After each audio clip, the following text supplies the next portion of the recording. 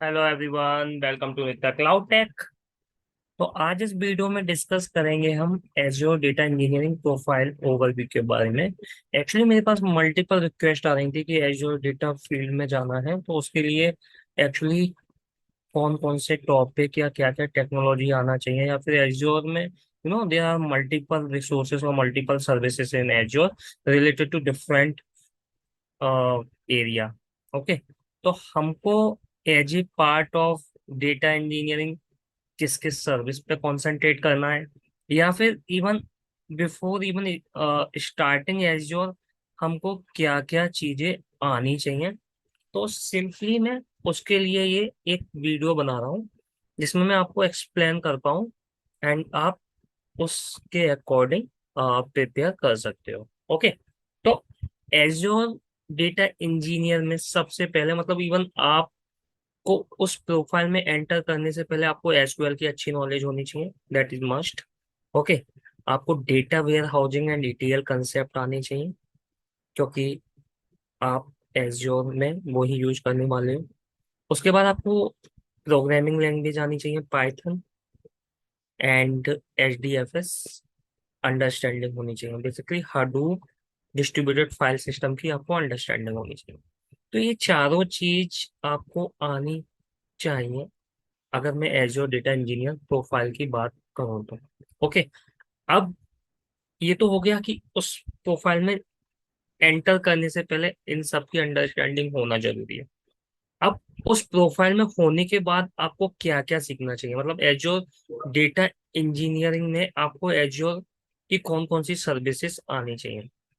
तो basically first आपको Azure data factory आनी चाहिए। तो जो एजयोर डेटा फैक्ट्री है वो ऑर्केस्ट्रेशन के लिए, बेसिकली आप डेटा मूव करने के लिए इसको यूज करते हैं।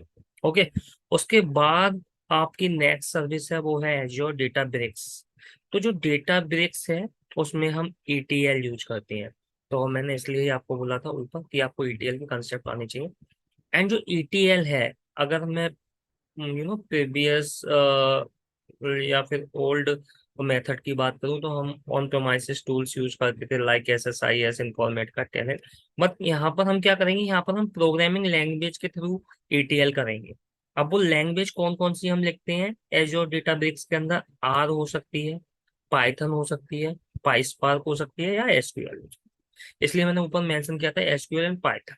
अगर आपको पाइथन आ गई तो आप पाइस्पार्क एंड आर लर्न कर सकते हो। इसलिए अगर पाइथन की नॉलेज है तो वो आपको मतलब एक आप बिगिन कर सकते हो, आप स्टार्ट कर सकते हो, उसके बाद आप पाइस्पार्क के कंसेप्ट सीख सकते हो। ओके, तो आपकी ये दोनों सर्विसेज हो गई एजयोर डेटा फैक्ट्री ऑर्केस्ट्रेशन के लिए। डेटा ब्रिक्स में आप ETL करोगे। ओके, ETL या ELT आप दोनों ही कर सकते हो। ओके, अब थर्ड हो गया आपका स्टोरेज के लिए।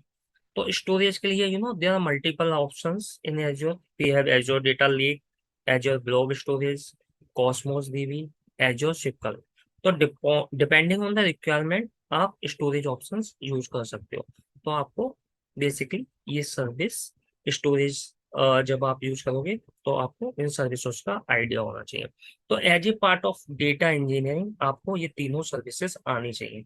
ओके, उसके अलावा अब आजकल जो हम यूज कर रहे हैं वो कर रहे हैं एजोर सिनेप्स। सिनेप्स क्या है? Synapse is nothing, synapse a combination of multiple services. तो एक्चुअल में पहले क्या होता था, हम डेटा फैक्ट्री के लिए अलग सर्विस क्रिएट करते थे, डेटा ब्रिक्स के लिए अलग क्रिएट करते थे।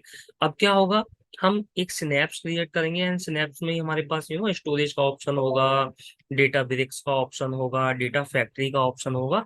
तो इसलिए हम सिनेप्स यूज करते हैं, क्योंकि हमको अलग अलग सर्विस क्रिएट नहीं करनी सारी चीजों के लिए। तो मैं आपको, जैसे ये एज्योर हमारा पोर्टल है, and if I open this Azure Synapse Analytics, तो आप यहाँ पे पढ़ सकते हो Synapse Analytics is a fully manage service to build modern data warehouse for enterprise. Synapse Analytics bring together SQL, Apache Spark, orchestration and ingestion into a single workspace. तो सारी चीजें ना आप एक अपनी एज्योर सिनेप्स की analytics की resource एक सर्विस क्रिएट करोगे उसके अंदर कर सकते हो। तो आपको अलग अलग सर्विस क्रिएट करने की जरूरत नहीं है। ओके, तो there are other things as well. In Azure Synapse, but at a high level. अगर आपको ये सर्विसेज आ गई, ओके, तो आप एक एजोर डेटा इंजीनियरिंग प्रोफाइल में इंटरव्यू देने के लिए रेडी हो सकते हैं। ओके, तो ये आपका एक तरह से एज्योर डेटा इंजीनियरिंग का रोड मैप होगा। ये आपको सीखना होगा, ये सारी चीजें आपको करनी होगी one by one. Okay, and मैं आगे ईच सर्विसेज के बारे में थोड़ा सा डिटेल में भी जाऊंगा कि किस सर्विस में क्या क्या आपको सीखना। ओके, तो आई होप ये वीडियो आपको समझ में आया होगा। अगर वीडियो समझ में आए तो प्लीज चैनल को लाइक, सब्सक्राइब एंड शेयर जरूर करना। Thank you everyone.